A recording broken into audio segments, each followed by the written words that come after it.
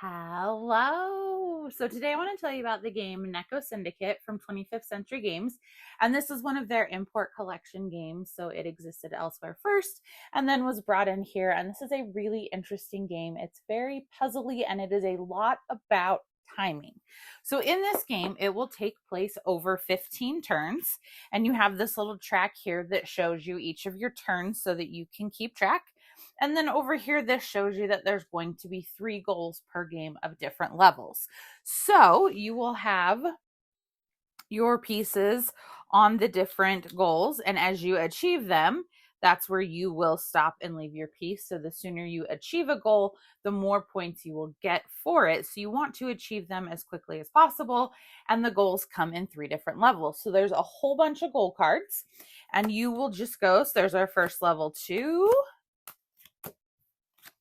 There's a level 1, so that's our goal for that game. And there's our level 3, and the rest of these go back to the box. We are not going to play with those goals. So you can see already there's a lot of different things you're going to have to do. So we have our 3 different goals that we're going to be working on during the game, and these are the same for everyone. And so again, the sooner you achieve them, the more points you get, but it's not like only one person can achieve the goal. So that's a big part of the game, is achieving the goals. But the thing that is most interesting about this game is the structure of it. So at the top, you've got your big boss and you are building a pyramid. So then you have your lieutenants right here. And then down below your lieutenants, you are going to have your minions.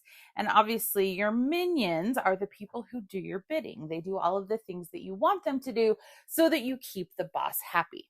So to start the game, you draw 4 minion cards. You are going to choose one to immediately play into your player area. And you'll know what all the symbols mean and things, so you can play it on this side so that it lines up, or on that side. And then you're going to put one in your waiting room and you'll discard the rest. There will be actions that let you draw more cards so that you can build this pyramid up.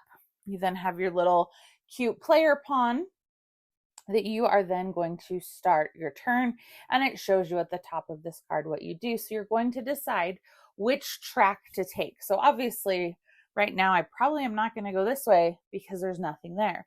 So I'm going to go here, and this is row 1. So I get to take this action 1 time. Then I can come down to this card and I can choose either one. And because it's on row 2, I can take the action twice if I want.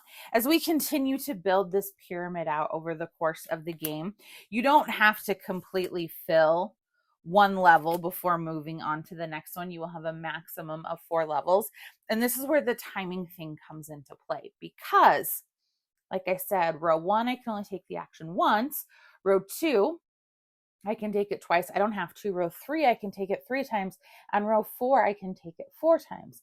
But when it comes to scoring, I get fewer points for the cards farther down my pyramid. And if I don't complete goals and have uncompleted pieces of sushi on them, that's going to harm me and be negative points. So it's all about that balance of, okay, can I complete things higher up to get me more points? But what actions do I want to be able to take more of as the game goes on? So as I said, you're going to play this over 15 rounds. You have your little warehouse of all your different types of sushi cubes because you are fulfilling sushi orders. So different cards can hold different things. You have 2 different types. You have your sashimi, which is simply your raw fish, and then you have your nigiri, which is raw fish plus rice. You have to be able to take a secondary cook action to get the cube where it needs to go, plus the rice to make the customer happy, to ultimately keep the big boss happy. And then at the end of each round, we're going to see where things lay. We're going to see if we completed goals, and we're going to do this over the course of 15 rounds. I really like that as we're moving through our pyramid, it's all simultaneous plays. This is a very low interaction game, which is totally fine for me.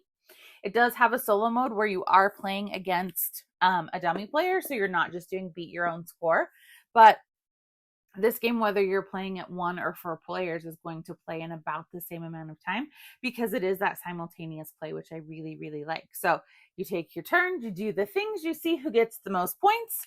Everything gets totaled up on here. Obviously, mine's laminated, and on the top of your big boss is all of your scoring references. So this is a very clever game where if you can get your timing just right, you will be the new head of the syndicate. So that is Neko Syndicate from 25th Century Games.